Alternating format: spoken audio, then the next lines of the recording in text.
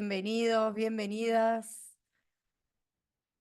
Bueno, bienvenidos y bienvenidas todas a esta capacitación donde vamos a hablar un poco de lo que son las finanzas para emprendedores.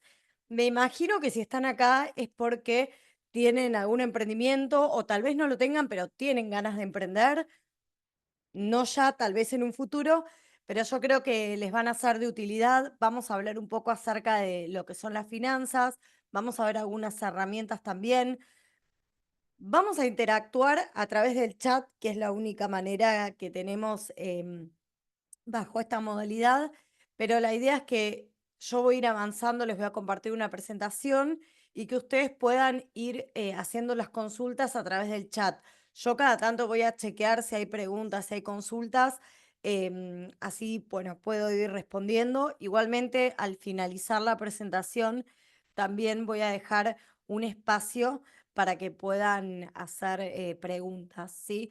Yo me llamo María Florencia Aragones, soy docente acá en la Universidad de Palermo, también soy docente en la Universidad de Buenos Aires y tengo un emprendimiento propio vinculado a capacitaciones. Em, Básicamente, creo firmemente en el poder que tiene el capacitarnos, la educación, para poder crecer, potenciarnos, desarrollar todas nuestras habilidades y poder después liderar, bien sea en un emprendimiento o trabajando en relación de dependencia. Pero creo que la educación es un pilar fundamental. Por eso es que yo me dedico a capacitar y también, por mi parte, todo el tiempo estoy en constante aprendizaje, y mucho más hoy en día con lo que son los cambios y el avance de la tecnología, ¿sí? Ya el hecho de no capacitarse continuamente hace que te quedes afuera, lamentablemente, de lo que son las nuevas tendencias. Eh, bueno, les voy a compartir la presentación, así ya arrancamos bien con la temática. Bueno, ahí les compartí la presentación. Cualquier cosa me pueden ir escribiendo al chat. em, y voy contestando las dudas o consultas que tengan o inquietudes. Como les decía, vamos a hablar de finanzas para emprendimientos. Vamos a ver un paso a paso que inventé yo, pero son con algunos tips y herramientas para poner orden a nuestro emprendimiento, lo cual nos va a ayudar a poder tomar mejores decisiones que potencien el impacto de nuestro negocio. Yo ya me presenté, no les comenté, pero bueno, soy contadora, estudié en la UBA y también soy coach ontológica, estudié en el ICP. Y como les comentaba, me dedico principalmente a la docencia y a gestionar mi propio emprendimiento que tiene que ver con la educación. ¿Qué es lo que vamos a ver hoy? Como les dije, vamos a hablar de finanzas para emprendimientos, pero para ubicarnos un poquito cómo esto se relaciona con nuestro emprendimiento. Acá les voy a presentar esta herramienta. Si quieren pueden poner en el chat si la conocen, pero que se llama Canvas. Canvas con S al final, parecido al Canva de diseño, pero con una S al final, que es una metodología ágil que lo que hace es poder en un gráfico de 9 áreas definir cuál es nuestro modelo de negocios, ¿sí? De un emprendimiento, de una empresa más grande también. Y es de una manera sencilla de ver plasmado en una hoja nuestro modelo de negocio. Por supuesto que es algo muy resumido y esto después se tiene que acompañar con un modelo de negocio, ¿no? Más exhaustivo, más detallado. Pero para empezar es algo que es muy útil y es bastante fácil de hacer, ¿sí? Y yo se los recomiendo que si están pensando en emprender o si ya tienen un emprendimiento, que lo hagan, ¿sí? O que intenten hacerlo de a poco. Pueden ver también tutoriales en internet donde les van a explicar cómo hacerlo, pero principalmente, ¿de qué se trata este Canvas? Es en el centro se encuentra la propuesta de valor del emprendimiento, es decir, cuál es el producto o el servicio que le venden al cliente, pero no solamente en términos del producto en sí, sino de la solución que le brinda al cliente, ¿no? Porque eso en definitiva es lo que da valor. El producto es anecdótico. Lo que hace el producto es una forma mediante la cual transmitir el valor al cliente. Pero lo que, por ejemplo, el cliente busca cuando compra una remera, ¿no? El producto es una remera, pero ¿qué es lo que está comprando cuando busca una remera? Y puede comprar muchas cosas, además de vestirse, ¿no? Pero puede estar comprando lujo si compra una remera de marca, exclusividad si es una marca, ¿no? Que son, por ejemplo, las carteras Hermès, ¿no? Pertenencia a cierto, ¿no? A cierto estatus social. Eso es lo que compran cuando compran productos, soluciones a un problema, aliviar un dolor o algún beneficio. Cuando compramos una crema antiarrugas, lo que estamos comprando no es la crema en sí, es el vernos lindas, jóvenes. Y eso es lo que primeramente hay que tener bien en claro. ¿Cuál es el valor que le damos al cliente? Y acá mismo incluimos el diferencial. ¿Qué nos hace diferentes? ¿No? ¿Por qué nos tienen que elegir a nosotros y no a todos los competidores? Del lado derecho del Canvas está todo lo que está relacionado con el cliente ideal. ¿A quién le vendemos nuestro producto o servicio? ¿Cuál es nuestro cliente ideal? ¿Qué tipo de relación y vínculo tenemos con ese cliente ideal? Si es personalizado, si es el tono de la comunicación, si es formal, si no es formal, si es frecuente. Y los canales, a través de qué canales llegamos al cliente. Y cuando hablamos de canales nos referimos tanto a los canales de comunicación como los canales de distribución y venta del producto. ¿Sí? En especial las empresas que venden productos tienen todo lo que es la logística, cómo hacen las entregas, ¿no? Al cliente. Eso es la parte derecha. Y la parte izquierda del Canvas tiene que ver con, bueno, quiénes son nuestros aliados y socios clave del emprendimiento. Y acá no nos referimos solamente a socios de capital, sino también a aquellas personas mediante las cuales hacen posible que nosotros elaboremos esta propuesta de valor. Puede ser tal vez algún proveedor exclusivo, cuestión de que si tenemos algún inconveniente con ese proveedor o se cae el acuerdo que tenemos con el proveedor, bueno, nos encontramos en un problema porque tal vez nos cuesta conseguir otro proveedor de esa materia prima, en especial cuando es algo que no se consigue tan fácilmente, o algún distribuidor. Nosotros vendemos a través de un distribuidor que alcanza nuestro producto a todos, no sé, los supermercados. Y tal vez nos cueste conseguir otro distribuidor, no es algo tan fácil de conseguir como por ejemplo, si quiero cambiarla, no sé, una bolsita del packaging, puedo tener muchas más opciones. Acá se refiere a personas que son más estratégicas, alianzas más importantes. Y estos dos sectores del Canvas tienen que ver con las actividades principales, que son las que necesitamos llevar adelante para poder elaborar esta propuesta de valor. Mínimamente vamos a tener tres actividades principales, tres áreas clave. El área de producción, porque de alguna manera vamos a tener que elaborar el producto o brindar el servicio. Vamos a tener actividades relacionadas con el marketing, con la comunicación, con las ventas, ¿sí? De qué manera le vendemos al cliente. Y otra actividad clave principal que va a tener que ver con la administración, con la gestión, las finanzas del negocio. Después podemos tener más actividades, por ejemplo, vinculadas con tecnología, con asesoramiento legal, impuestos, procedimientos. Va a depender del modelo de negocio y del tamaño de la organización, pero medianamente esas tres actividades tienen que estar para que sea un emprendimiento, que elabore un producto, que lo venda y que se gestione y se sostenga el negocio. Y los recursos clave tienen que ver con lo que se necesita para llevar adelante estas actividades clave y lo que se necesita en términos de plata, máquinas, bienes, recursos intelectuales, patentes, cualquier recurso que se necesite para llevar adelante, mano de obra, materia prima. Ahora bien, todos estos recursos clave que necesitamos para poder llevar adelante las actividades que nos permitan elaborar nuestra propuesta de valor para vendérsela al cliente, necesitan ser comprados. Por lo tanto, implica un costo para la empresa comprar estos recursos. Bueno, y eso es lo que está acá abajo en la base del Canvas, que es la estructura de costos. ¿Qué estructura de costos tiene la empresa? ¿Qué tipo de costos tiene todos los meses para poder comprar estos recursos clave?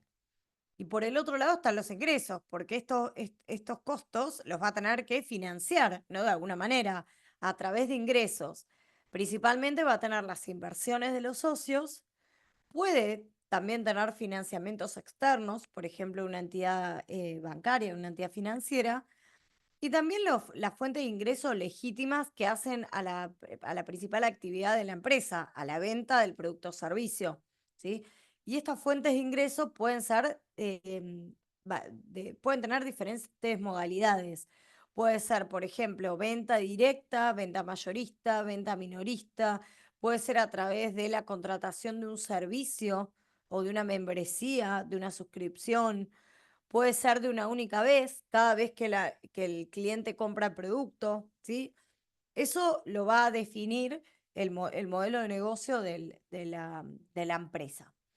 Y estas son las 9 áreas principales que conforman este modelo de negocios resumido, simple, por decirlo de alguna manera, no fácil, pero simple, de los emprendimientos. Para poder tener claridad acerca de lo que hacemos, es necesario tener este Canvas y mi recomendación es que lo plasmen en un documento, ¿sí? Pero tenemos que tener claridad sobre lo que nuestra propuesta de valor, sobre nuestro cliente, sobre la forma en la cual nos comunicamos y le vendemos al cliente, cuáles son nuestras alianzas claves que tenemos para poder operar, nuestras actividades principales, qué recursos necesitamos y cómo es nuestra estructura de ingresos y costos. Y acá yo resalté estos dos sectores porque son los que nos vamos a enfocar hoy en esta clase principalmente. Y como ven, están en la parte de abajo del Canvas porque son los que sostienen al modelo de negocio, ¿sí? Muchas veces es común, les digo porque me pasa también, yo porque soy contadora, entonces esta parte del Canvas, a mí me gusta estas actividades, ¿no? La parte financiera, pero sé que es muy común que cuando no venimos de algún área que tenga que ver con los negocios, la administración, tal vez nos cueste un poco esto, ¿no? Porque nos gusta trabajar acá. Yo soy docente, a mí me gusta dar clases. También soy contadora, entonces no me molesta dedicarme a la parte financiera, pero un escritor le gusta escribir. Es raro que le guste la parte de los números, ¿no? Y a veces nos pasa con el marketing también. A mí me costó adaptarme a, ¿no? A empezar a capacitarme acerca del marketing. Pero el tema que son las tres, yo lo veo como, no sé, un triángulo, ¿no? La propuesta de valor es fundamental, o sea, trabajar en el producto que vendemos. Pero así igual de importante es trabajar la venta de ese producto, porque si no se lo vendemos a nadie, no hay negocio. Entonces, la venta pasa a ser central.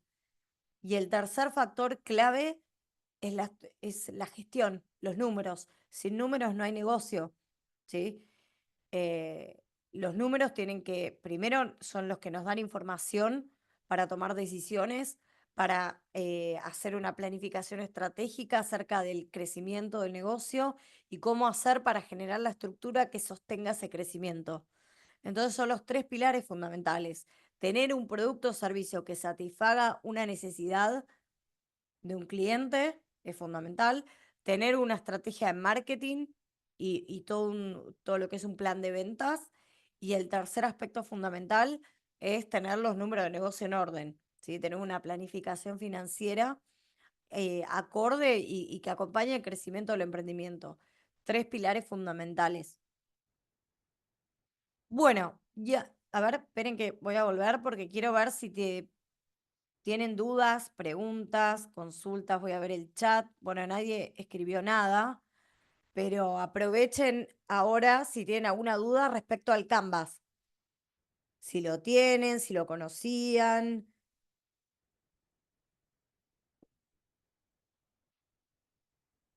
Bueno, si no tienen dudas, preguntas, consultas, voy a continuar. Ahora vamos a meternos más en lo que es el paso a paso para ordenar los números de negocio, ¿sí? ¿Cuáles eran los tres pilares que mencionaste? Son pilares inventados por mí, ¿no? Pero los que para mí tienen una importancia fundamental. Uno es tener bien en claro cuál es nuestra propuesta de valor. pero no, yo vendo diseño, soy un diseñador gráfico, pero ¿qué es lo que estás vendiendo en profundidad? ¿Cuál es esa necesidad, ese deseo o ese dolor que le estás aliviando al cliente? ¿De qué manera le estás facilitando la vida al cliente? Porque el cliente te va a comprar si le satisfaces a una necesidad, no compra productos o servicios porque sí. Entonces tiene que haber claridad sobre la propuesta de valor y tiene que ser de alguna manera diferente a la del mercado, porque si no es diferente, el cliente decide por precio. ¿Sí? Si el cliente no percibe diferencias entre marcas, le compra la marca más barata. Y no queremos eso. Por eso siempre hay que trabajar en cómo darle mayor valor al cliente. Los diseñadores lo padecemos a Canva. Bueno, este es Canvas con ese, es otro. Bueno, yo les cuento, el otro día que daba una capacitación para el gobierno de la ciudad, una mujer me preguntó, era diseñadora justo, y ella me decía que en el caso de ella le costaba mucho esta parte. ¿Por qué? Porque ella consideraba que daba valor al cliente, pero era un valor a largo plazo. Ella trabajaba todo lo que era la imagen de marca, ¿no? Era diseñadora. Y entonces decía, además ahora está Canva, y entonces todos trabajan en Canva y me preguntaba a mí, ¿cómo hago para comunicarle este diferencial y este valor al cliente? Y mi pregunta fue al revés. Vos, o sea, no te tengo que decir yo cómo comunicar o cómo decirle al cliente que le das valor. Al revés, es tu obligación, tu responsabilidad decirle al cliente por qué te tiene que comprar a vos. Yo le dije, ¿y yo por qué te tengo que contratar a vos si yo puedo hacer un logo en Canva? Es responsabilidad tuya crear una comunicación para hacerme ver a mí por qué pagarte a vos y no buscar un logo de Canvas. Y ahí hay que apelar a la creatividad, a la innovación, a la comunicación y demás. Podés explicarme de que, por ejemplo, de que los logos de Canva están mal hechos, no combinan bien los colores o son modelos generales que tiene todo el mundo, entonces tal vez tengas problemas con tu marca porque ese logo lo puede, no sé, decime vos por qué tengo que contratar un diseñador. ¿Cuál es qué haces diferente a la herramienta Canva? Y mismo nos va a pasar ahora con la inteligencia artificial, que tiene una velocidad de procesamiento que es 10 veces, 100 veces, miles de veces más rápida que nosotros.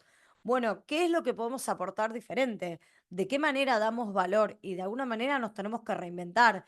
Y le dije, si vos no sabés cuál es tu valor, es como que se cae tu negocio, porque la gente va a ir a usar Canva. Entonces, si vos no sabés explicar, o tal vez hasta porque no se lo das, se lo estás pudiendo dar, pero otras veces no pasa porque no le demos el valor. A veces el problema está en la comunicación. Damos valor, pero no sabemos comunicarlo, ese valor. Entonces ahí tenemos el problema. Tenemos que ver las dos cuestiones.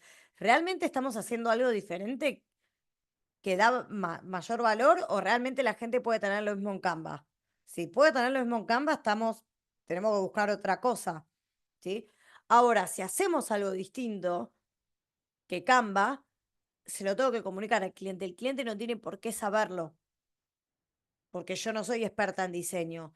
No sé cuáles son los expertise. Me imagino que deben combinar mejor los colores, deben tener más creatividad, innovación, no sé, pero no soy una experta. Entonces es tu responsabilidad saber comunicar el valor que das. Ese es el pilar número uno. El pilar número dos tiene que ver con la venta. Tenés que tener un plan de marketing y ventas, porque podés tener el mejor producto del mundo, pero si no lo sabes comunicar y no lo sabes vender, no ganas plata. No hay ventas, no hay ganancia. ¿Sí? Entonces ese es el segundo pilar. Y el tercer pilar es los números, la gestión, la estructura. El back office sería lo que está detrás, ¿no? El producto y el marketing es lo que se ve para afuera, como la punta del iceberg. Pero abajo, ¿qué es lo que pasa? Tenés toda la estructura, los procesos, la gestión, la planificación, y todo eso es el tercer pilar.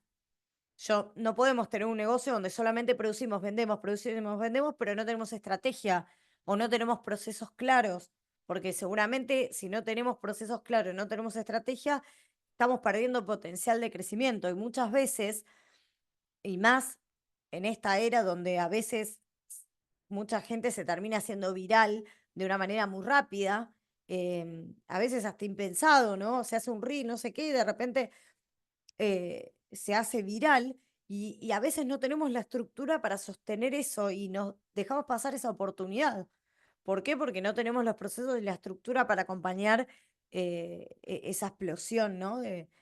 Así que estos son los tres pilares. Y después para mí el cuarto, o mejor dicho, el que es un poco conector de estos tres, es el liderazgo. Lo que hace la diferencia entre un emprendimiento o el otro es el líder que está atrás del emprendimiento. Sí, hay un libro que se llama Pasión por Emprender de Andy Freire, que a mí me gusta mucho, que habla justamente de este triángulo emprendedor. Él menciona a los tres pilares como el producto o servicio, el cliente y el capital, ¿no? Que son como los tres pilares. Y él dice que el más importante de todos es el del emprendedor. ¿Por qué? Porque dice que si el emprendedor que está atrás del emprendimiento tiene las suficientes capacidades, si no tiene capital, va a encontrar la forma de conseguirlo. Si no tiene un producto o servicio todavía que satisfaga una necesidad, bueno, probará y a prueba de error va a encontrar un producto o servicio, le va a encontrar la vuelta, ¿sí? Y lo mismo con las ventas. Si está teniendo problemas para vender, de alguna manera lo va a resolver, pero lo que no puede faltar es la visión estratégica y del líder de ese emprendimiento.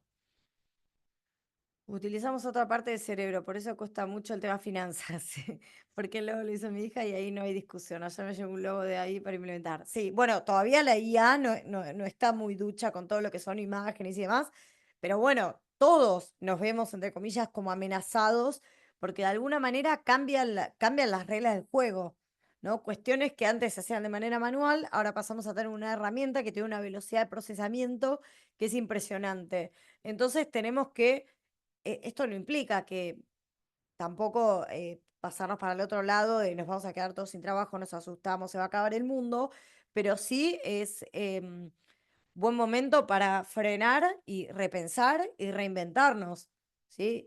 Y tener presente de que si nosotros pensamos de que nuestra industria va a seguir así como está en 5 años, estamos perdidos, porque con los cambios que se vienen, entonces me parece que el secreto está en ir más allá, no donde está ahora todo, sino hacia dónde va. Yo el otro día, por ejemplo, ¿no?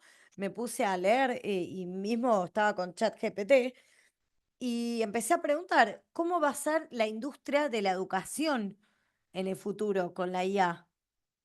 ¿Qué es lo que se viene? Entonces, si yo creo que en 5 años voy a seguir dando las capacitaciones como las doy ahora, ¿no? Compartiendo pantalla, me voy a quedar afuera del mercado porque se viene la realidad virtual, se viene la inteligencia, o sea, hay un montón de tecnología y va a cambiar la docencia, si no somos como los colegios, ¿no? Que siguen más o menos siendo los mismos hace 100 años cuando cambió todo. Entonces, no queremos que pase eso.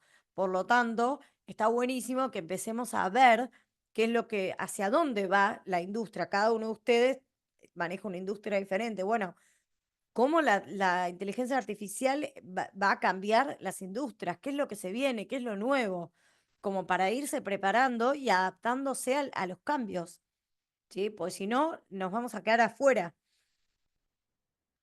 Bueno, ¿alguna otra duda, pregunta más?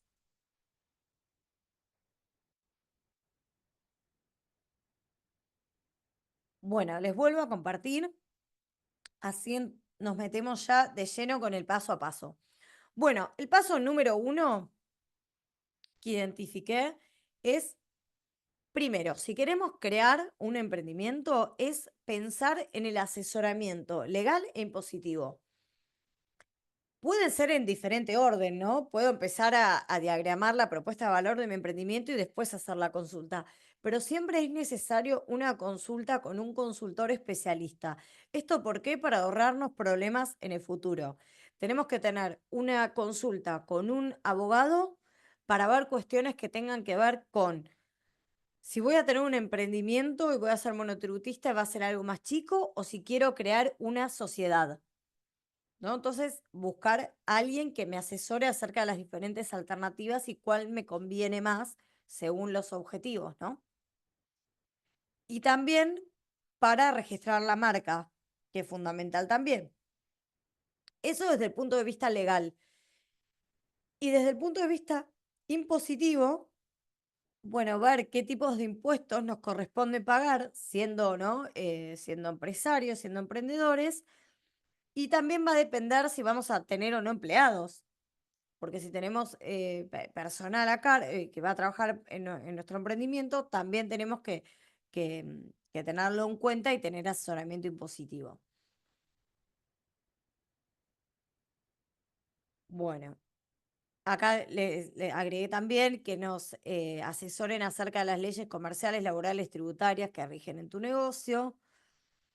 Y si deciden por crear una sociedad, bueno, tener en cuenta que hay diferentes tipos societarios. Están la sociedad de responsabilidad limitada, sociedad anónima, la SAS, que es la sociedad por acciones simplificada. Hay diferentes tipos societarios y cada sociedad tiene requerimientos diferentes, ¿sí? Difieren en cuanto al capital que hay que aportar o cómo se manejan con los socios, con los accionistas, cuáles son los deberes, requisitos que tiene que cumplir esa sociedad, ¿sí? Em, por lo tanto, siempre si van a crear una sociedad, la consulta con un especialista. Y en términos impositivos o contables, bueno, si vamos a tener una sociedad, vamos a tener que preparar estados contables. Entonces vamos a tener que contar con un contador que nos ayude con eso, a preparar esos estados contables, ¿sí?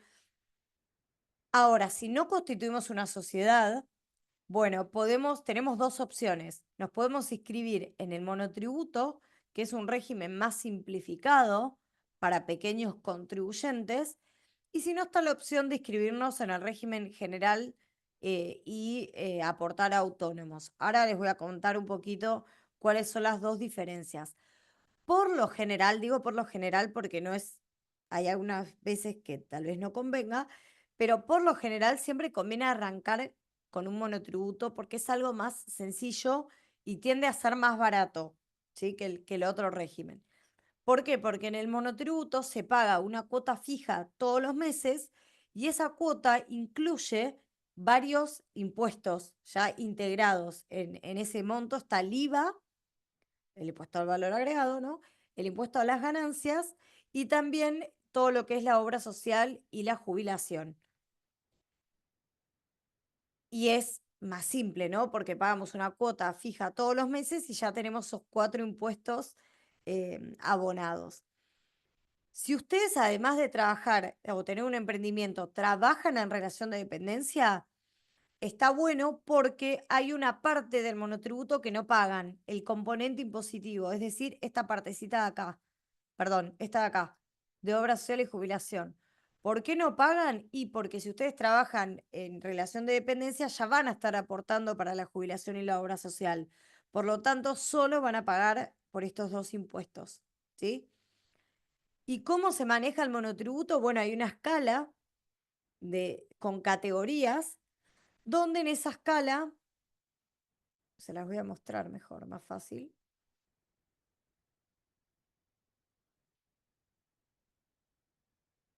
El monotributo, si solamente pagan monotributo, lo pueden, si no le quieren pagar un contador todos los meses, lo pueden ver ustedes, ¿sí? Si se van informando y porque no requiere grandes cuestiones para mantenerlo, ¿no? Esta es la escala que está vigente a partir de febrero de 2025. Van cambiando producto de la inflación, esto lo van actualizando cada cierto tiempo. Y estas son las categorías del monotributo, ¿no? Lo más conocido es el tope de ingresos. ¿Por qué? Porque este régimen está hecho para pequeños contribuyentes. Por lo tanto, la FIP establece topes de facturación anual para poder ser monotributista. Si te pasás, si superás ese tope, tenés que pasar al otro régimen, al régimen general. La categoría A, que es la más bajita, permite ingresos hasta 7,8 millones por año. Por lo tanto, si queremos calcular el aproximado por mes, lo dividimos por 12. Creo que nos da algo así como 600.000 pesos por mes, más o menos. Pero no significa que todos los meses tengo que facturar. Puedo tranquilamente un mes facturar 1 millón y otro mes facturar menos. ¿Por qué? Porque se considera el año, ¿sí? Y así van subiendo estos ingresos hasta la categoría K. Si facturamos más de 82 millones al año, nos queda chico ya el monotributo, tenemos que cambiar de régimen. Pero además de este tope hay otros topes más que tienen que ver con la superficie del negocio. Si tenemos un local, no puede superar esta cantidad de metros. Si no, tenemos que ir subiendo de categoría. Si tenemos ingresos por 6 millones, pero el local tiene 35 metros cuadrados, bueno, correspondería estar en la categoría B. También tenemos otro tope relacionado con el consumo de energía eléctrica y con los alquileres que se pagan por ese local. Y está este tope que solamente aplica para cosas muebles, que tiene que ver con el precio de venta máximo unitario. Es decir, si vendemos un producto y vendemos heladeras y la heladera sale 500.000 pesos, no podríamos ser monotributistas porque excede a este tope. Tendríamos que sí o sí estar en el otro régimen, ¿sí? Bueno, esos son los topes. Y después de este lado de la cuadrícula, tiene que ver con el monto que se paga de cuota por mes. En el caso de la categoría A, tanto emprendimientos que venden cosas muebles, productos, como emprendimientos de servicio pagan una cuota de 32.000 pesos. Y así va subiendo, ¿no? Hasta la categoría máxima. Fíjense que acá comienza a haber una diferencia entre lo que es bienes y servicios. Servicios siempre paga más que bienes, ¿sí? Y este valor está compuesto por estos 4 valores, que vieron que yo les comenté hace un ratito que este impuesto cubre lo que es el IVA y cubre lo que es seguridad social y obra social. Bueno, fíjense, esto es la obra social, SIPA, que es la jubilación, y el impuesto integrado es la suma del IVA y ganancias. Y acá hace la distinción cosas muebles o prestaciones de servicios. Por lo tanto, yo les dije que si ustedes trabajan en relación de dependencia y están en la categoría A, en lugar de pagar 32, van a pagar solamente 3.600 pesos, porque estos dos montos no van a tener que aportarlos porque ya lo pagan con su empleador, ¿sí? Lo que tiene el monotributo es que cada 6 meses hay que hacer la recategorización. ¿Qué es la recategorización? Chequear, controlar los 12 meses anteriores de facturación, cuánto facturamos los últimos 12 meses para ver si estamos en la categoría correcta o tenemos que subir o bajar de categoría. Si estamos en la correcta, no tenemos que hacer nada.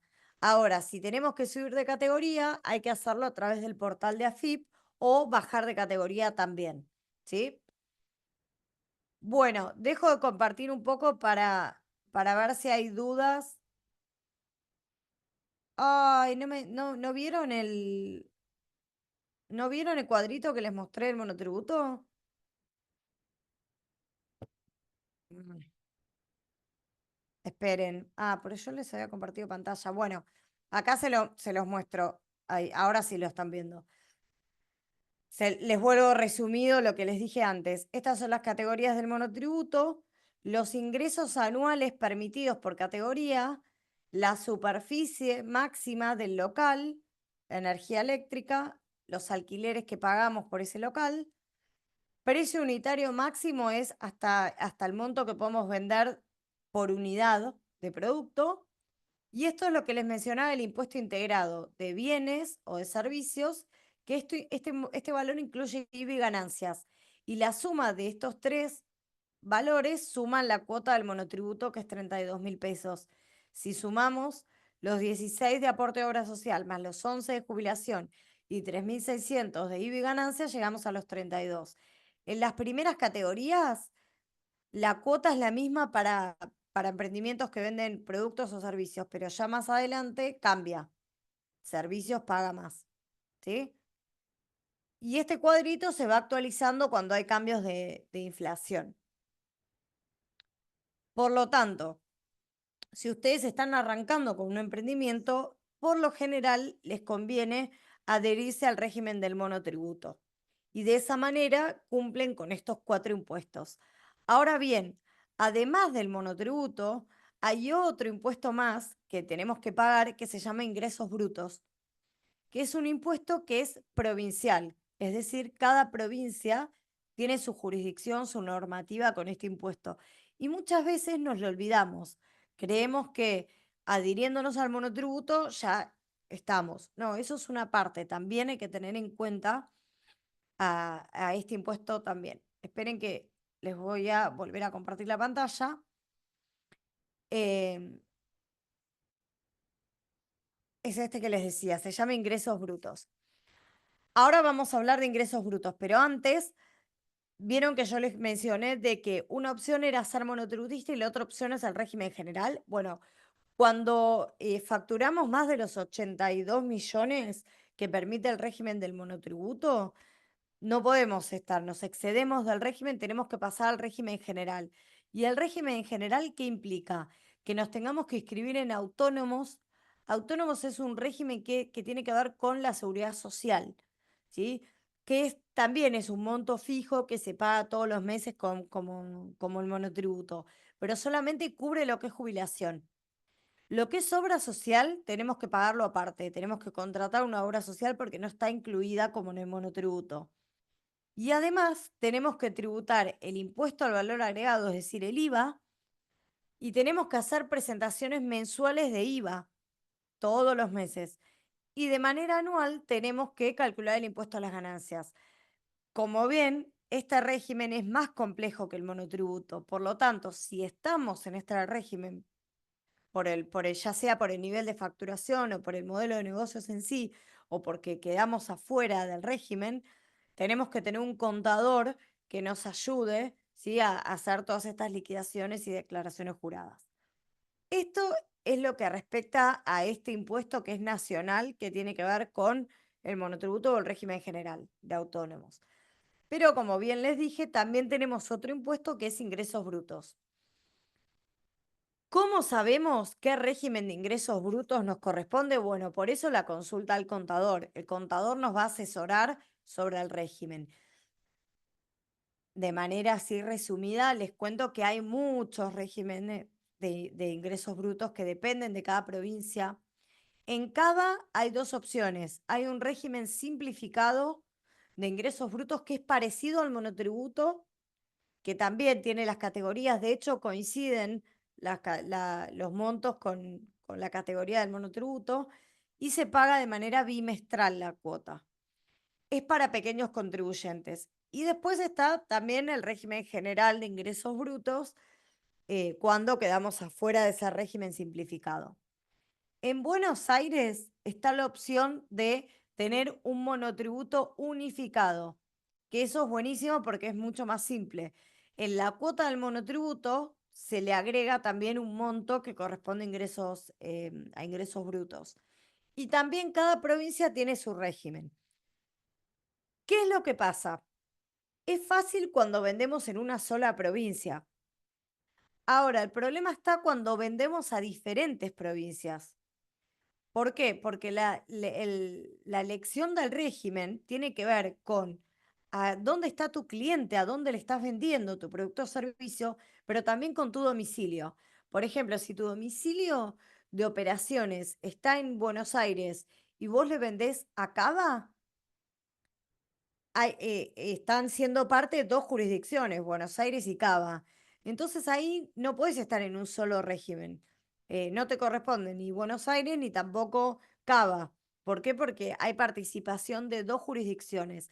En ese caso, cuando participa más de una jurisdicción, te corresponde tributar lo que se conoce como convenio multilateral, que es un régimen de ingresos brutos que lo que hace es como si fuese una torta y distribuye la torta entre todas las provincias en las cuales vendiste.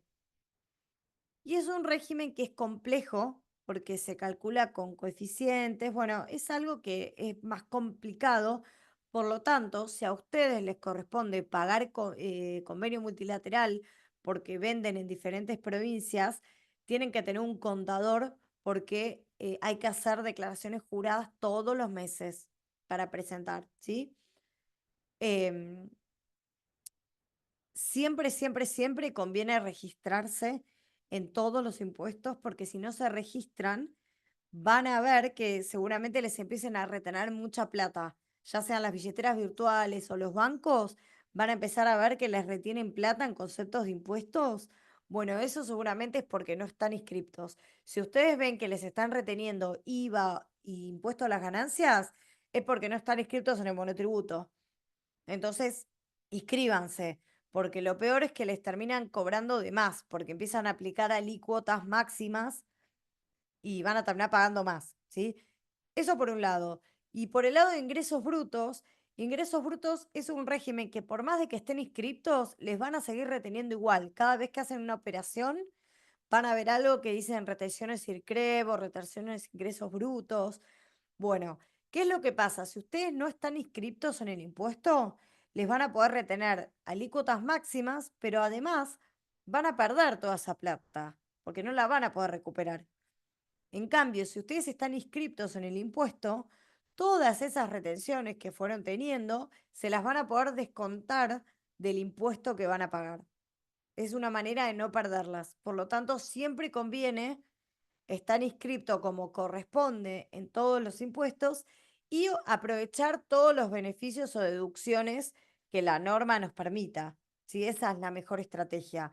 Evadir o no inscribirse no es lo mejor porque terminamos pagando más, seguramente. Sí, puede haber consecuencias también más graves. Bueno,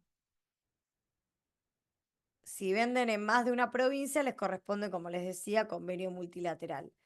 Voy a volver un segundo porque quiero ver si tienen dudas, preguntas sobre esto. Por eso siempre les decía, conviene la consulta, en especial para los que no les gusta nada todo lo que es la parte impositiva o no entienden. Bueno, vayan con un contador y con al menos una consulta inicial. Si después, por el tipo de operatoria, pueden estar en un monotributo y en el régimen simplificado de ingresos brutos de Cava, tal vez no es necesario después pagar o tener un estudio de contadores todos los meses. Lo pueden llevar ustedes por su cuenta, pero ya si les corresponde tributar a un régimen más complejo, sí es necesario. Y hay una aclaración más que no les dije, pero los profesionales que tienen una carrera de más de 4 años con matrícula en Cava están exentos de ingresos brutos. Por ejemplo, yo que soy contadora, por mi actividad de contadora, todos los servicios que brinden Cava los tengo exentos de ingresos brutos. No pago ingresos brutos, pago solo el monotributo, ¿sí? Pero esto, como les digo, es Cava, no aplica en Buenos Aires y no aplica en otras provincias del interior.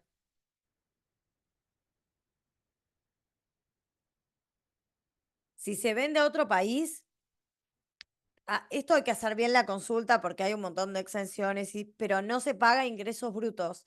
Estás exento de ingresos brutos, sí de monotributo, pero se hace la factura de exportación. O sea, para el monotributo sí cuenta. Eh, bueno, y más aún si venden hacia afuera, les recomiendo la consulta también para ver cómo es el tema de los cobros, hasta cuánto se puede mantener en dólares el ingreso, hasta cuándo no, y todo ese tipo de cuestiones. O lo mismo para la gente que quiere importar algún material o alguna materia prima. ¿Por qué? Porque el monotributo te permite importar, pero no podés vender en el mismo estado en el cual lo importás.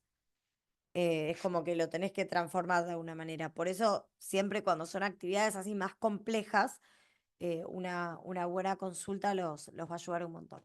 Bueno, seguimos entonces. Ese era el paso uno. Todavía nos quedan unos pasos más. Bueno, paso uno es chequear todas las cuestiones impositivas legales. Lo pongo como paso uno porque son cuestiones que podemos llegar a tener problemas si estamos mal registrados y demás. Así que por eso lo pongo como punto uno. Paso dos, tener presente que tenemos que registrar todo lo que ocurre en el negocio. No podemos no documentar. Si no documentamos nada, no sabemos cómo estamos, ¿no? Entonces, lo que no medimos no lo podemos modificar. No sabemos si vamos bien, si vamos mal, ¿sí? Entonces, es fundamental registrar. ¿Y qué debemos registrar? Como les decía, todo. Ventas o cualquier otro tipo de cobros. Compras de materia prima y todos los pagos que realicemos. Otros ingresos y egresos. Pago de sueldos. Compras de activos, compra de bienes, de máquinas, de autos, de inmuebles, pagos impositivos, pagos de préstamos, inversiones con los resultados de las inversiones, movimientos bancarios y de efectivo. Básicamente, tenemos que tener registrado todo lo que pasa por el negocio. ¿Sí? Ese es el paso número 2. El cómo puede ser diferente, puede ser a través de una aplicación, puede ser en un Excel, el de la modalidad que les sea más fácil. Siempre es preferible cuando tenemos emprendimientos más complejos, con muchos productos y muchas operaciones, muchas ventas, siempre es preferible tener un sistema. ¿Por qué? Porque es más complejo llevarlo de manera manual, en especial si no se llevan muy bien con el Excel. Bueno, paso 3. ¿Cómo vamos a documentar todo lo que ocurre en el negocio? Bueno, con el armado de planillas o de sistemas. Principalmente tiene que haber una planilla para registrar todos los ingresos y gastos, es decir, todo lo que ocurre con el dinero.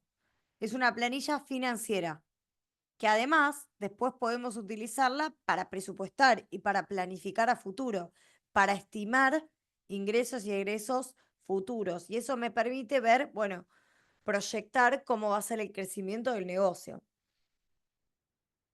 ¿Qué incluir en la planilla? Esto es un ejemplo, cada uno puede tener una planilla diferente, pero medianamente tenemos que incluir las ventas y siempre es preferible abrirlo por categoría de productos, ¿no? Para tener claridad acerca del producto exacto que se vendió. Y no solo por categoría de productos, sino también mi recomendación, que es información de gestión que para mí da mucho valor, es a través de qué canal se vendió. Si fue por la página web, si fue a través de WhatsApp, si fue a través de Instagram, porque esto nos permite analizar, bueno, cuál es el canal donde se producen más ventas y qué inversión se hizo en ese canal, ¿sí? Para saber cuánto es el costo que tuvimos por cada venta, ¿sí?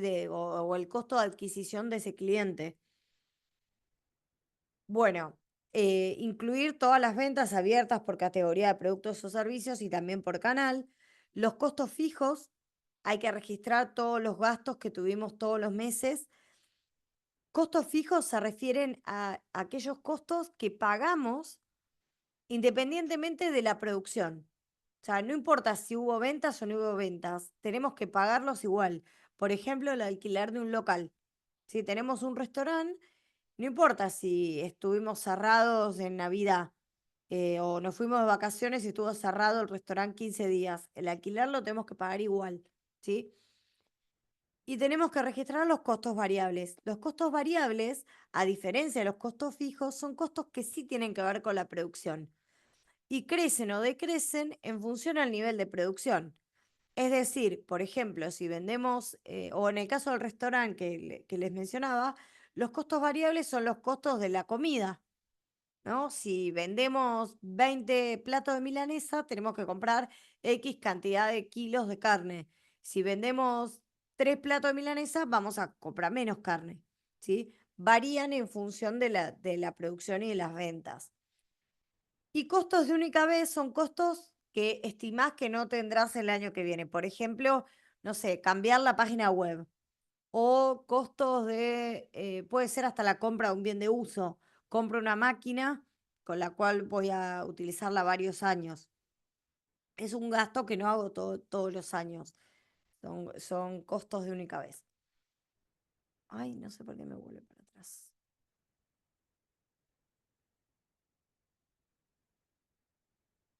Esto es un ejemplo de una planilla, ¿no?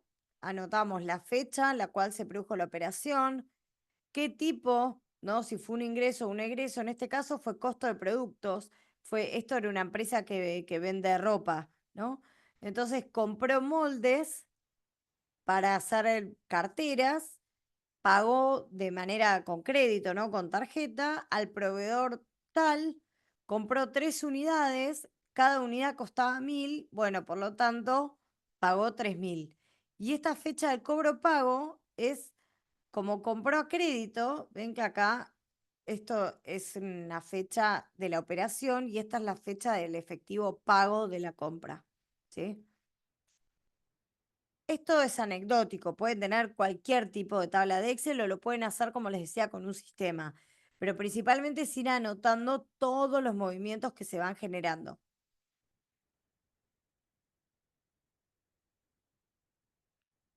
Bueno. ¿Qué beneficios tenemos? Bueno, nos permite ver qué producto o servicio es el que genera más ingresos. Vieron que yo les dije que hay que ir anotando cuál es el producto que vamos vendiendo y a través de qué canal. Entonces, de esa manera, después podemos analizar, bueno, cuántas ventas tuvimos de cada producto y cuánta rentabilidad, cuánta plata nos quedó por esa venta. Porque una cosa es la venta, que tiene que ver con la cantidad que vendí por el precio de venta, y otra cosa es la rentabilidad, que la rentabilidad es la plata que me queda una vez de que pagué los costos, ¿no? En el caso, por ejemplo, del restaurante, a la mesa pagaron 100.000 pesos, ¿no? Fue el gasto que tuvieron. Ahora bien, son los ingresos de la venta, pero no es la ganancia. Para tener la ganancia tenemos que descontar el costo de la carne, ¿no? Del puré y de todo lo que pidieron en esa mesa. Supónganse que fueron 30.000 pesos. Bueno, la ganancia son, pero en realidad tampoco los 70.000 son ganancia. ¿Por qué? Eso se llama contribución marginal, no ganancia. ¿Por qué? Porque ahí nos estamos olvidando de los costos fijos, que también hay que tenerlos en cuenta. Los costos fijos es el alquiler del local. Seguramente con esa mesa que pagó 100.000 pesos, tuvimos de costo 30.000 y una contribución marginal de 70.000, de alguna manera vamos a tener que aportar o separar parte de esa plata para pagar el alquiler del restaurante, ¿sí? Por lo tanto, la ganancia comienza una vez de que cubrimos también todos esos costos fijos. Bueno, otro beneficio es saber qué producto es el más caro, cuál es el más barato, cuál es el que tiene menos costos, cuál es el que tiene mayor costo. Es decir, de todos los platos que vendo en el restaurante, ¿cuál es el que me cuesta más? El de salmón. A ver qué costo tiene el plato de salmón, 20.000 pesos. Bueno, ¿a cuánto lo tengo que vender entonces para tener rentabilidad? ¿Sí? Nos permite ver cuáles son nuestros clientes principales, porque si en la planilla anotamos a quién le vendimos, podemos después ver, bueno, a ver cuáles son mis 5 clientes principales. Esto es importante cuando nos sirve esta información, porque imagínense un supermercado. Un supermercado no sé si va a estar registrando nombre y apellido de toda la gente que compra, porque compran millones de personas y no le da mucho valor al nombre del cliente. En cambio, si vendemos servicios, sí nos interesa saber quiénes son nuestros clientes, quiénes nos están comprando, cuáles son nuestros principales clientes. Bueno, y también si en esta misma planilla vamos anotando todas las compras que hacemos de la materia prima e identificamos a qué proveedor le compramos esa materia prima, después vamos a podemos hacer análisis de proveedores, ver cuáles proveedores son los más caros, cuáles los más económicos y tomar decisiones. Todo esto es información de gestión. Si conozco esta información, puedo tomar diferentes decisiones. Cambiar de proveedor, no sé, cambiar la materia prima, ¿sí? Bueno, una vez que tenemos esta planilla de ventas, ahí estamos en condiciones de armar una planilla de presupuesto financiero, que básicamente es esta misma planilla, pero trasladada al futuro. En la planilla, esta que les decía recién, vamos a ir anotando las ventas y las compras reales que vamos teniendo todos los meses, ¿sí? Ahora, hacer un presupuesto financiero implica que con esta información empiezo a proyectar, bueno, estas fueron las ventas de mayo y junio. ¿Cómo estimo que van a ser esas ventas? ¿Van a ser un 5% más? ¿Van a ser iguales? ¿Van a ser menores porque en junio decae por, no sé, por las vacaciones de invierno o en julio? ¿Sí?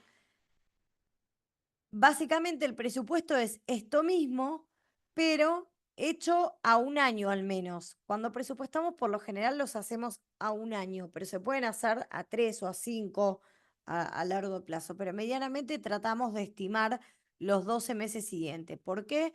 Porque la ventaja que tiene un presupuesto es que nos permite anticiparnos al futuro. De alguna manera, si podemos establecer o podemos estimar que en junio o en, no sé, en agosto van a caer las ventas por las vacaciones de invierno, no sé, podemos empezar a tomar acción, tal vez, ¿no? Para contrarrestar esa baja en las ventas. Tal vez nosotros teníamos pensado hacer, no sé, cambios en la página web en agosto y decidimos pasarlo para más adelante porque sabemos que agosto va a ser un mes duro en ventas. Es un ejemplo.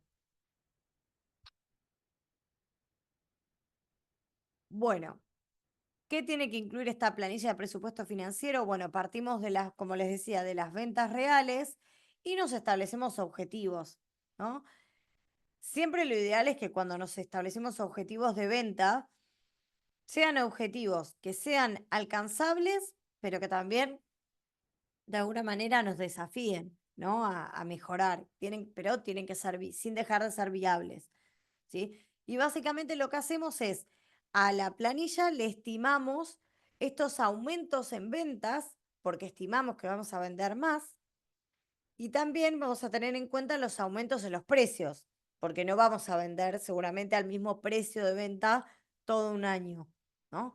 Entonces, de esa manera armamos la planilla.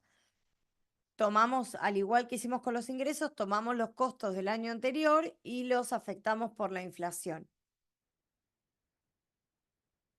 Beneficios, como les decía, es un poco anticiparse al futuro, van a poder proyectar ingresos y egresos y les va a permitir comprar o gastar de una manera más inteligente, porque ustedes van a tener, ¿no? Como una guía donde ustedes de manera consciente definieron en qué invertir, ¿no? Y en qué gastar el dinero. Y además les va a permitir tener un control entre la planificación y la realidad para ir detectando desvíos y hacer los ajustes correspondientes. Este es un ejemplo de, solamente es un ejemplo, ¿no? Pero ustedes pueden a lo largo de los meses, acá abajo, por ejemplo, proyectar ingresos. Ingresos, esto es un presupuesto, puede ser un presupuesto personal, acá tendría que ser más del negocio. En lugar de sueldos van a tener ventas, pero ustedes pueden proyectar las ventas a lo largo de los diferentes meses, ¿no? Después, estos son ingresos como es un presupuesto financiero personal, ¿no? Entonces, acá está proyectado el sueldo, las pensiones, inversiones, pero si ustedes lo aplican al negocio es exactamente lo mismo. Van a tener ventas, van a estimar cuánto van a vender. Después van a estimar los costos de los materiales, van a estimar a lo largo de los meses. Van a tener la mano de obra. Bueno, ¿cuánto estiman que le van a pagar de mano de obra? Impuestos. ¿Cuánto estiman que van a pagar de impuestos todos los meses? Costos fijos, gastos del local. Bueno, ¿cuánto proyectan el costo del alquiler?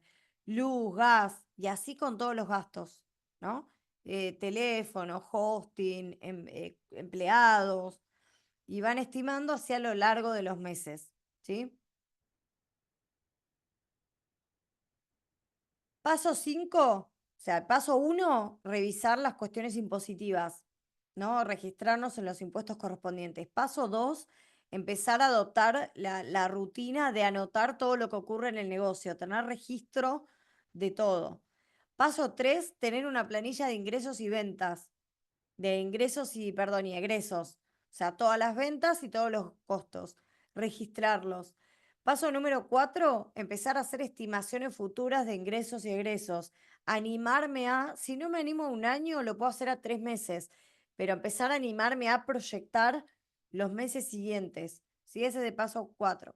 Y el paso 5 es, bueno, analizar cuáles son los costos de nuestro negocio. ¿Cuánto nos cuesta producir una unidad de nuestro producto o servicio? ¿Sí?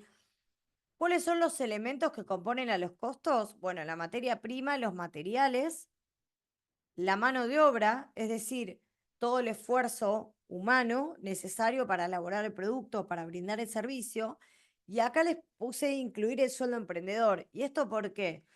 Porque muchas veces no tenemos colaboradores y nosotros somos los que elaboramos el producto o servicio. Bueno, hay que estimar también, como si le pagáramos a alguien. Bueno, por más de que lo hagamos nosotros, eso tiene que estar contemplado en el costo del producto. Y otros costos indirectos de fabricación o de prestación de servicio, o sea, otros costos que no sean materia prima o mano de obra. Los tipos de costos, como ya les dije, pueden ser fijos o variables. Ahora vamos a ver un ejemplo práctico para aplicar un poquito todo esto de lo que es la teoría. Paso 5 dijimos entonces tener claridad sobre los costos. Y el paso número 6 es, ahora que tenemos claridad con los costos, podemos establecer el precio de venta, conocer cuánto es nuestra rentabilidad, cuánto es esa ganancia que nos queda y el punto de equilibrio. Vamos de a poco. ¿Cómo poner el precio de venta? Bueno, primero tenemos que calcular los costos. ¿Cuánto nos cuesta producir una unidad de nuestro producto o servicio? ¿Sí? Ahora bien, ¿qué es lo que sucede con los costos fijos? Cuando hablamos de costos fijos, nosotros calculamos el costo fijo del mes, por ejemplo, el alquiler del local. Pero ¿cómo hago para asignarle ese costo a una unidad de producto o servicio que vendo? Supónganse que vendemos remeras, ¿no? Bueno, cada remera, ¿qué parte debería aportar para pagar el alquiler del local? Bueno, lo que se hace con los costos fijos es dividir los costos fijos del mes por la cantidad de unidades producidas en todo el mes. Y de esa manera tenemos el costo fijo unitario, el que le corresponde a una unidad de producto o servicio. ¿Sí? Entonces, de esa manera sacamos el precio de venta. Tenemos que calcular primero el costo variable unitario, es decir, la materia prima, la mano de obra, y además sumarle este costo fijo unitario, porque de alguna manera tiene que aportar para los costos fijos. La suma de costo variable y costo fijo unitario es el costo total unitario. Por lo tanto, ese es el piso. No deberíamos vender el producto a un valor más bajo que este costo total de una unidad producida. El precio tiene que ser superior. Y la diferencia entre ese precio de venta y este costo total unitario es la rentabilidad. Si elaborar una remera me costó 10.000 pesos, si la vendo en 15.000, la rentabilidad va a ser de 5.000. ¿Sí? Hasta acá vamos bien. Vuelvo por si hay dudas, consultas.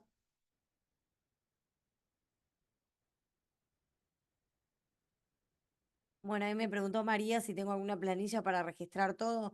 Sí, yo tengo muchas planillas, pero lo que pasa es que es diferente para el negocio. Tengo una que es más sofisticada, que son para emprendimientos que tienen muchos productos, otra que es más simple. Em, no sé si me dejan compartirles, después puedo averiguar si me dejan compartirles, yo no tengo problema. Si no, después les voy a dejar acá por el chat mi Instagram, me escriben por ahí, ahí se los dejé. Em, y lo vemos, pero sí, tengo muchas. También pueden usar sistemas, aplicaciones. Lo importante es que aprendan como lo conceptual, más que la planilla en sí. Las planillas cambian. No es más que ir anotando como les mostré recién. Creo que lo más difícil es generar el hábito de registrar todo lo que pasa en el negocio. Creo que eso es más difícil. Y después, bueno, por supuesto que tiene que ver con el tamaño del emprendimiento. No es lo mismo tener 8.000 ventas por mes que tener 30. ¿Sí? Es mucho más fácil la gestión y cuando es más chiquito el negocio y con menos productos. Bueno, seguimos un poquito más y después les voy a mostrar una planilla de costos, pero quiero terminar con la parte de la teoría si les muestro esa planilla. Bueno, el precio de venta se calcula sumándole al costo total unitario la rentabilidad. ¿Sí? ¿Qué tener en cuenta a la hora de establecer el precio de venta? Bueno, primero tiene que ser lo suficientemente acorde al costo, ¿no? Tiene que ser por encima de los costos, porque si no, no tenemos ganancia. Que nos permita tener la rentabilidad deseada, ¿no? Tiene que ser acorde a los competidores, en especial si nuestro producto o servicio no tiene un diferencial claro. Entonces, si no tiene un diferencial, el cliente decide por precio, por lo tanto, no puede estar mucho más alto que el precio de los competidores si damos el mismo valor. Ahora, no necesariamente el valor de mercado es un techo, porque podemos vender más caro que un competidor, siempre que le demos al cliente más valor, ¿sí? Es importante conocer qué cantidad tenemos que vender para comenzar a tener una rentabilidad. Esto se conoce como punto de equilibrio y bueno, te permite ajustarlo en caso de desvíos con lo presupuestado. Esto que les mencionaba, el punto de equilibrio, es el nivel de ventas mínimo que tenemos que tener para no ganar ni perder plata. Es decir, la cantidad de remeras que tenemos que vender para cubrir tanto los costos variables y los costos fijos. Esta es la fórmula de punto de equilibrio, que igualmente la vamos a ver con el ejemplo, porque yo sé que acá en la teoría cuesta más, pero se calcula básicamente primero calculando el margen por producto o contribución marginal, que es la diferencia entre el precio de venta y el costo variable. En el caso de la remera, si la vendemos la remera a 15 y el costo variable es 10, la contribución marginal es 5. Ahora bien, a eso le faltan los costos fijos. Entonces, para calcular el punto de equilibrio, lo que se hace es tomar los costos fijos del mes y dividirlo por, por esta contribución marginal, que en este caso era 5.000. Y de esa manera esto nos da un número. Por ejemplo, supónganse que los costos fijos son 100.000 y la contribución marginal es 5.000. Por lo tanto, el punto de equilibrio es 20. 100.000 dividido 5.000 es 20. ¿Qué significa 20? 20 significa que debemos vender 20 remeras para poder cubrir los costos variables y para poder cubrir esos costos fijos del mes. Ahora lo vamos a ver con un ejemplo, así queda más claro, ¿sí?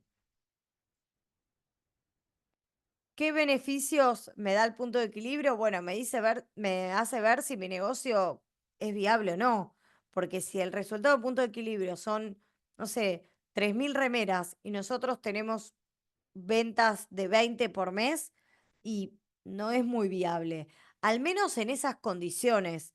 No implica que no podamos aumentar el precio o disminuir los costos o aumentar las ventas para tratar de que el negocio sea sostenible. Pero bueno, si mi punto de equilibrio no estoy alcanzando punto de equilibrio, me está queriendo decir que tengo que frenar y analizar y hacer alguna modificación para poder continuar, ¿sí? Vas a poder modificar tu estrategia produciendo más, aumentando los precios o disminuyendo los costos. Vas a poder establecer precios estratégicos que te dejen el mayor margen posible de ganancia. Bueno, esta es una frase: tu éxito lo construye con lo que haces cada día, no con lo que haces de vez en cuando.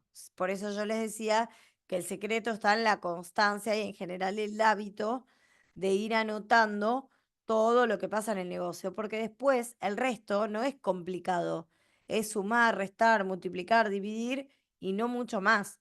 O sea, lo más difícil es el tener la constancia de anotar todo lo que ocurre y de revisar los números para sacar conclusiones, porque tampoco sirve de nada tener, no sé, todas las planillas, anotar todo, pero nunca sentarse a analizar o preguntarse qué me está queriendo decir este punto de equilibrio. ¿Qué significa que mi estructura de costos es 80% de costos fijos, 20% de costos variables? ¿Es bueno? ¿Es malo? ¿Me sirve? ¿No me sirve? ¿Sí? Bueno, dudas, preguntas, consultas.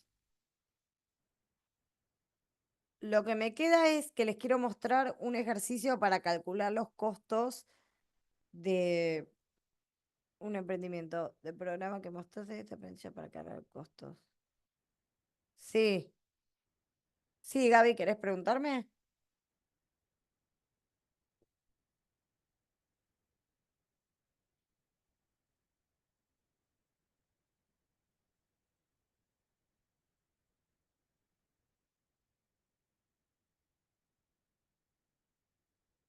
El nombre del programa.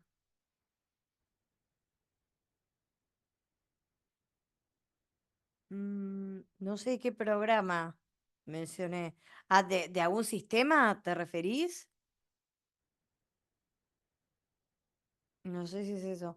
Hay no sé, sistema, está Contagram, hay un montón, pero hay algunos que están más adaptados a lo que es productos, otros lo que es servicio y otro que creo que se llama 30. Yo no uso porque yo uso Excel. em, Mujer Financiera tiene uno que es para hacer el presupuesto personal, pero si ponen en internet, ahí van a tener un montón. Después hay otros más complejos para los que tienen grandes empresas, no sé, está SAP, pero eh, ya es algo como mucho más sofisticado. Bueno, em, les voy a compartir una, una planillita en Excel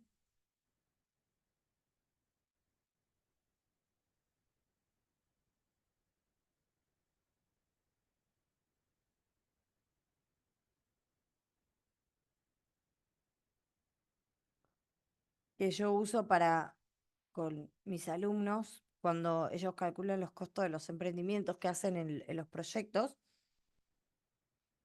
Es una planilla que es como muy sencilla, en la cual vamos calculando lo que está en verde son los campos que vamos completando, ¿no? Cuáles son los costos fijos que van pagando todos los meses y los costos variables del producto A, producto B, producto C. Y lo que hace esta planilla es acá calcular el punto de equilibrio, que es este punto que les decía recién, la cantidad que hay que vender para comenzar a ganar plata, ¿no? Entonces acá se pone cuál es el precio de venta, qué precio venden cada producto y cuántas ventas tienen de cada uno de estos productos. Y con eso les calcula acá el punto de equilibrio. Y acá esto se puede usar para estimar las proyecciones de ingresos por ventas de los diferentes productos y los costos asociados. Y este presupuesto integral es muy parecido, pero van incluyendo como otros rubros más. Esto es como un ejemplo, ¿sí? Pero yo lo que les quería mostrar acá, esto que está acá, no se asusten, pero es un ejemplo para calcular el punto de equilibrio, eh, que esto lo pueden hacer cada uno de ustedes con el producto que tengan, ¿sí? ¿Cómo está calculado el punto de equilibrio? Bueno, primero ponemos el precio de venta. ¿Cuánto vendemos, ¿sí? Nuestro producto o servicio? Y después tenemos que restar el costo variable unitario. Recuerden, esto era un emprendimiento, por ejemplo, de remeras, ¿no? Entonces, supónganse que la materia prima, es decir, la tela y la mano de obra para hacer una remera, es 4.000 pesos. Este es el costo variable unitario. Dijimos que la diferencia entre el precio de venta y el costo variable unitario es la contribución marginal, ¿sí? Son 6.000 pesos. Ahora bien, por otro lado, tenemos que sumar cuáles son nuestros costos fijos mensuales. Si tenemos local, luz, gas, teléfono, hosting, ¿no? Supónganse que son 100.000 pesos, ¿no? Entonces, el punto de equilibrio es la división entre los 100.000 pesos, los costos fijos y la contribución marginal. 100.000 dividido 6.000. Fíjense que da 17. ¿Qué significa 17? Que debemos vender 17 remeras para cubrir los costos fijos y variables. Y acá lo que hicimos es comprobarlo, a ver si funciona. Dijimos, bueno, ¿qué pasa si vendemos 17 unidades? Si vendemos 17 unidades a 10.000 pesos, vamos a tener 166.000 de ingresos. Pero por otro lado, vamos a tener que pagar 4.000, que es el costo variable de cada remera, por las 17, 66.000 pesos de costo variable. Por lo tanto, nos quedan 100.000 pesos. Pero fíjense que esos 100.000 pesos no son ganancia porque tenemos que cubrir los costos fijos. Por lo tanto, si cubrimos los costos fijos, ¿cuánta plata nos queda? Nada. ¿Por qué? Porque estoy en el punto de equilibrio. Es decir, si no llegamos a vender 17 remeras, estamos perdiendo plata. Tenemos que vender 17 remeras por mes para cubrir los costos fijos y los variables, ¿sí? Y fíjense qué pasa cuando vendemos una unidad más al punto de equilibrio. Si en lugar de 17 unidades vendemos 18, ahí vamos a empezar a tener ganancia. Ahora, ¿cuánto vamos a ganar? Y lo vamos a calcular. Vamos a calcular cuánto vamos a ganar con las 18 remeras. 18 remeras a 10.000, vamos a tener un ingreso de 176.000. Vamos a tener los mismos, o sea, costos 4.000 por 18 son 70. La diferencia es 106. De costo fijo tenemos 100. Por lo tanto, nos quedan 6.000 pesos. Estos 6.000 pesos, fíjense que equivalen a la contribución marginal. ¿Por qué? Porque una vez de que cubrimos los costos fijos, cada vez que vendamos una remera adicional al punto de equilibrio, vamos a empezar a ganar la contribución marginal. ¿Por qué? Porque ahí ya no vamos a tener estos costos, porque ya con las 17 unidades los cubrimos. Cuando vendemos la unidad 18, esto ya pasa a ser ganancia, porque ya no tengo que separar más nada para pagar costos fijos. ¿Y qué pasa si vendo una más, 19? Fíjense que vamos a ganar dos contribuciones marginales, vamos a ganar 12.000. Y si vendemos 3, vamos a ganar 18. ¿Sí? Si vendemos 3, vamos a ganar 18.000 pesos. Y así sucesivamente. ¿Sí? Es decir, cuando alcanzamos el punto de equilibrio, comenzamos a ganar plata. ¿Por qué? Porque estos costos los vamos a tener siempre. Esa es la diferencia entre un costo fijo y variable. El costo fijo, una vez de que lo pagamos, ya está, no lo tenemos más. No depende de la producción. Pero este sí.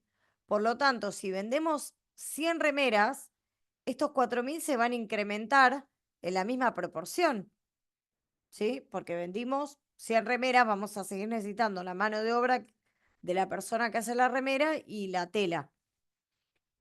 Y miren acá qué pasa cuando vendemos por abajo del punto de equilibrio. En lugar de 17, no llegamos a vender 17, vendimos 16. Miren lo que pasa con los ingresos. Vendemos 16 unidades a 10.000, el costo variable es de 4.000 por 16, nos quedan 94.000 pesos. Ahora, cuando vamos a pagar los costos fijos que son 100, ¿qué pasa? No nos alcanza. ¿Esto qué significa? Que cuando vendemos por abajo del punto de equilibrio tenemos que poner plata, tenemos que invertir en el emprendimiento, le tenemos que prestar plata porque no le va a alcanzar con ingresos propios, ¿no? El emprendimiento no genera lo suficiente para cubrir los costos. Y fíjense que es una contribución marginal en negativa, ¿sí? Y pasa lo mismo si vendemos 2 unidades menos, van a ser menos 12.000, dos contribuciones marginales. Y si vendemos 3, vamos a tener que aportar 18.000 pesos, ¿sí? Y así sucesivamente. Por lo tanto, conocer el punto de equilibrio es súper importante, porque nos dice, bueno, cuánto tenés que vender para empezar a ganar plata. Y después con esto nosotros podemos calcular un montón de cosas, porque si yo, por ejemplo, estoy trabajando en relación de dependencia y quiero emprender, necesito ver, bueno, cuánta plata voy a ganar con el emprendimiento. Entonces, si yo ya sé que voy a ganar 6.000 por cada remera, primero ya tengo como información que 17 las voy a tener que vender para cubrir costos. Ahora, si vendo 100 remeras por mes, sabemos que 17 no tenemos ganancia porque es cubrir costos, pero tenemos 83 que sí vamos a ganar. ¿Y cuánta plata vamos a ganar? 6.000 por remera. Entonces, si queremos saber cuánto vamos a ganar si vendemos 100 remeras, la ganancia va a ser 500.000 pesos. Ahora bien, nuestro nivel de vida no es 500.000, nosotros queremos ganar, no sé, 1.000.000. Entonces, ¿cuántas remeras tengo que vender para ganar 1.000.000? No me alcanza 100, tengo que vender 200. O, bueno, ahí me pasé, 195, aprox, ¿no? Ahí 180. Bueno, 185 dice. No, 182. Ahí. Y cómo ir jugando con los números me permite tomar decisiones. Sabemos que para poder vivir del emprendimiento necesitamos vender 183 remeras, ¿sí? Y eso nos va a dejar una ganancia de 1.000.000. Y recién ahí el emprendimiento, voy a poder dedicarme 100% al emprendimiento. Ese es un ejemplo de decisiones. También puedo empezar a jugar con el precio. ¿Qué pasa si aumento el precio de venta? ¿Sabes qué? Es muy poco, no estoy conforme con esta rentabilidad, no. La remera la voy a vender en 15. Fíjense cómo va a bajar el punto de equilibrio. Ya no tenemos que vender 17, tenemos que vender 9. ¿Por qué? Porque estoy vendiendo un precio más caro. Y lo mismo con los costos, podemos intentar bajar los costos. Si bajamos los costos, también va a bajar el punto de equilibrio, ¿sí? Lo mismo con los costos fijos. Entonces, de la manera que podemos intervenir en nuestro negocio para mejorar nuestra situación financiera es aumentando los precios, bajando los costos variables, bajando los costos fijos, vendiendo más unidades. Cada vez que vendemos más, ganamos más, ¿sí? Y también hay veces que cuando ya no podemos bajar más los costos porque bueno, ya averiguamos un montón de proveedores, esto es lo más barato, compramos por mayor. Bueno, lo que se puede trabajar también es en la eficiencia, en reducir tiempos. Por ejemplo, esta persona que hace la remera, bueno, ¿cuántas remeras hace en una hora?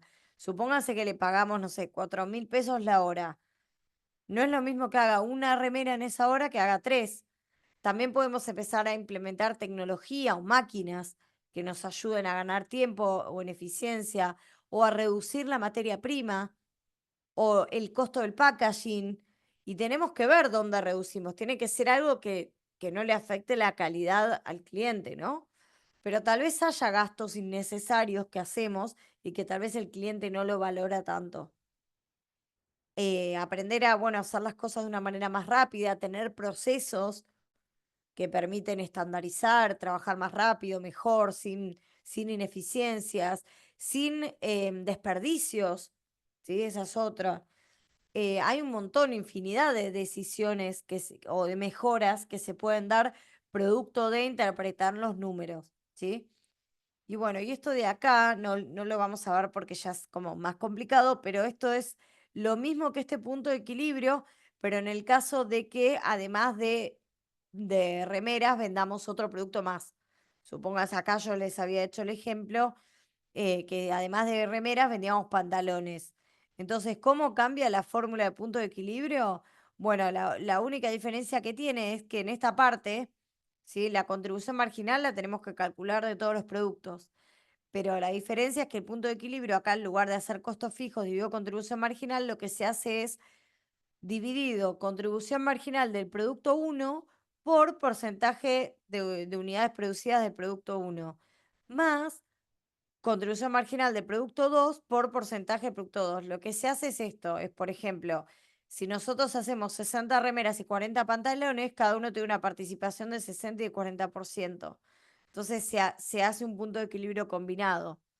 Se toma la contribución marginal de las remeras por el 60%, es la parte esta de acá abajo, más la contribución marginal de los pantalones por el 40%.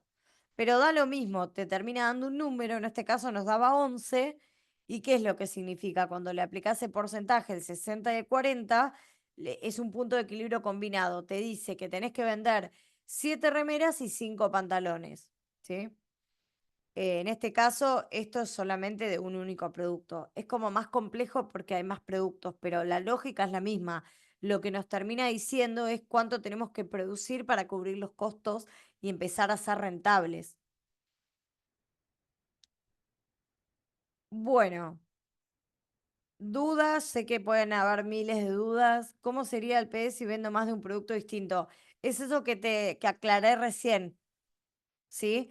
Y vos tenés que ir sumando a la fórmula todas las contribuciones marginales por el porcentaje de unidades de todos los productos. Si vos tenés tres productos, por ejemplo, 40, 30, 30, 80, 10 y 10, la proporción que sea, pero lo afectás de esa manera.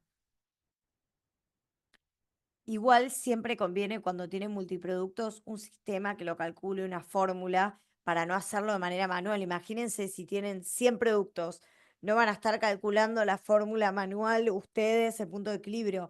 Pero lo importante es que ustedes entiendan de manera conceptual qué significa el punto de equilibrio, ¿sí? El punto de equilibrio es el nivel de ventas que les permite cubrir los costos variables y los costos fijos.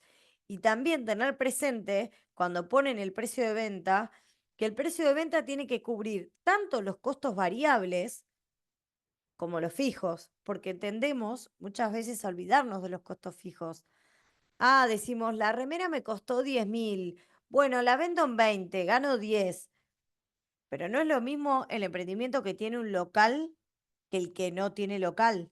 Los costos fijos seguramente sean mucho más altos los que tienen un local. Entonces tengo que ver si 20, vender a 20 y ganar esos 10 me va a permitir después pagar el alquiler del local. ¿Sí? Eh, Pero bueno, esto todo lo que vimos en esta clase fueron como algunas herramientas, algunos tips. Yo sé que muchas veces todo lo que es financiero cuesta mucho más implementarlo, pero es de a poquito. El paso número uno es empezar a tener un poco de o aumentar nuestro nivel de conciencia y tener presente que para tener un negocio tenemos que empezar a involucrarnos con los números, que es fundamental, que no nos podemos desentender de los costos, de los precios, de la rentabilidad y de hacer este análisis financiero, que eso es nuestro. Entonces, de a poco tenemos que aprender a hacerlos, aunque no nos guste. No siempre nos va a gustar todo, pero es necesario, ¿sí? Y también pedir ayuda cuando no entendamos. Si vemos que nos cuesta mucho por ejemplo, esta planilla que yo les mostré, están demasiado lejos de entenderlo, pidan ayuda. Hay un montón de mentores, de consultores, de asesores que con sesiones los va a ayudar y los van a apuntalar a que ustedes puedan, lo más importante es que ustedes sepan que es necesario tener registro y tener los números en orden. Si no lo saben hacer ustedes, pidan ayuda, está perfecto. Hay un montón em, de emprendimientos que hacen eso, que asesoran y te ayudan a poner orden a los números. Te ayudan a elegir las planillas, a armarlas, a diseñarlas. Y después, una vez que ya lo entendiste, después es replicar, es mantener. No es que las tenemos que reconfigurar todo el tiempo. Una vez que ya tenemos las planillas ordenadas, es mucho más fácil trabajar con orden que desordenados y van a ahorrar un montón de tiempo. Van a tener claridad, van a ganar tiempo, ¿no? Y van a poder tomar mejores decisiones en base a la información, van a poder sacar métricas, ratios y tomar decisiones, ¿sí? Bueno, mira, teniendo marido contador me vuelve loca con los costos, ganancias y exes. Justo estoy por lanzar un emprendimiento de remeras. Me vino genial. Ah, mira, justo de remeras. Bueno, ¿alguna duda, pregunta, consulta? Si quieren dejar algo en el chat, algo de lo que se llevan, alguna duda, alguna pregunta, ya estamos ahí en hora. Muchas gracias por haber estado acá. Espero que se lleven algo, al menos que se lleven, que es importante empezar a amigarse con los números del negocio. Ya con que se vayan con eso me alcanza y después de a poco, como todo, es un proceso, no podemos ir de 0 a 100 en un día o en una clase, es de a poco, pero lo importante es cada vez tener más conciencia de la importancia que tiene de tener un emprendimiento ordenado y de cumplir obviamente con todas las obligaciones impositivas y demás. Bueno, si no hay entonces más dudas, muchas gracias, muy clara tu explicación, súper clara, gracias. Bueno, em, no sé si hay algún alumno acá mío, pero bueno, bueno, espero que sigan disfrutando de esta semana de capacitaciones. Y para mí ha sido un placer, así que nos estamos viendo. Cualquier duda o consulta también me pueden contactar en Instagram, que es mi nombre entero, María Florencia Aragone, y seguimos en contacto. Muchísimas, muchísimas gracias a todos.